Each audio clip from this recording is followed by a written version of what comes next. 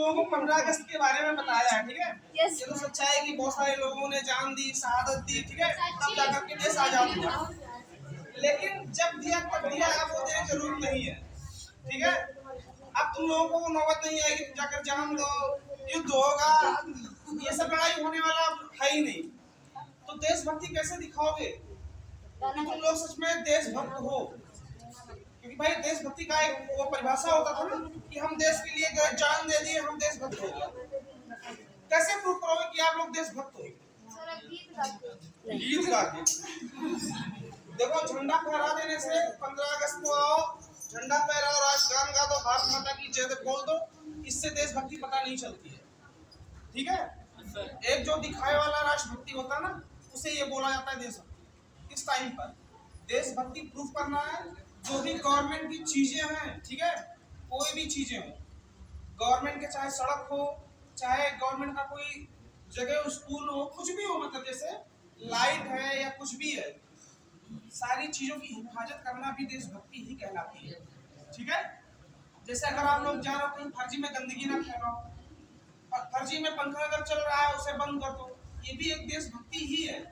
लेकिन हम लोगों ने क्या सोच रखा है, देशभक्ति की परिभाषा एक ही चीज है कि अगर हम लोग गए तो जंग हुई तो लड़ाई करने, अरे अब लड़ाई करने टाइम नहीं रहा, हो गया, जो लड़ाई होना था हो गया, अब लड़ाई नहीं होगी। और लड़ाई जो हुआ भी था ना, अगर अच्छे से इतिहास पढ़ोगे तो लड़ाई हुई नहीं थी, लड़ाई कराई गई थी। Yes sir. भाई एक बार सोचो, जो है जो आजादी पर भारत में बचा क्या था, जो बाकी रह गया था, अंग्रेजों ने लूट नहीं लिया था, क्या रह गया था? सब कुछ तो लूट गया था। Yes sir. अंग्रेजों का एक काम था कि किसी भी देश में जाते थे, वहां पर वो कब्जा करते थे, जब तक वहां पर जो है पैसा कमाने का जरिया होता था, तब तक वहां पर वो राज करते थे। उसके बाद वो छोड़ के वहां से चले जाते थे। देश में जब कुछ बचा ही नहीं था, क्या लूटते? जो वो सैनिक रखे हुए थे जिनको सैलरी देनी थी, वो भी देश से नहीं निकल रहा था। अब देश को 55, जब पाकिस्तान का बंटवारा हुआ था ना, सिर्फ 55 करोड़ रुपए देने थे, नहीं दे पा रहे थे। स्टार्टिंग में 25 करोड़ का एक किस्त दिए थे, बाद में 30 करोड़ और दिए, जब गांधी जी अनशन पे बैठे तब। ये पैसे ही नहीं थे, तो जो सैलरी थी वो भी नहीं दे पा रहे थे अंग्रेज। जब इतिहास को, मतलब मैं किसी के बारे में अभी कुछ नहीं कहूंगा, ठीक है, जब इतिहास के बारे में जानकारी करोगे तो पता चलेगा कि हाँ सच्चाई क्या थी।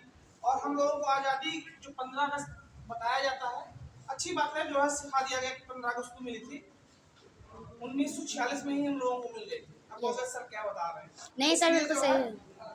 अभी इसके बारे में डिटेल में तुम लोगों को हम फर्जी में एक गलत नॉलेज देकर के कुछ बताना नहीं चाहेंगे।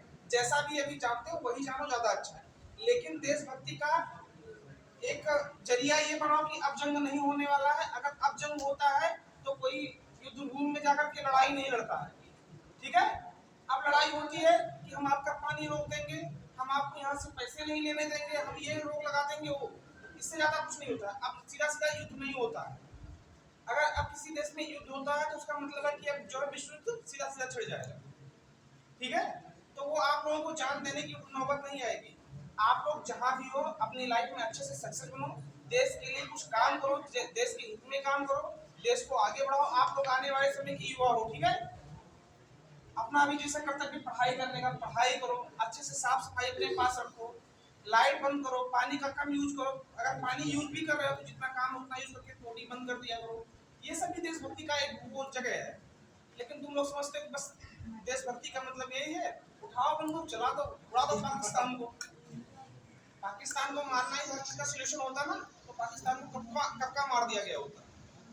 भाई कितनी बार पाकिस्तान को हराया गया युद्ध में, कभी उसको कब्जा किया गया? कभी कब्जा किया गया? जबकि चांस तो ऐसे थे कि कई बार जो कब्जा कर सकते, क्यों नहीं?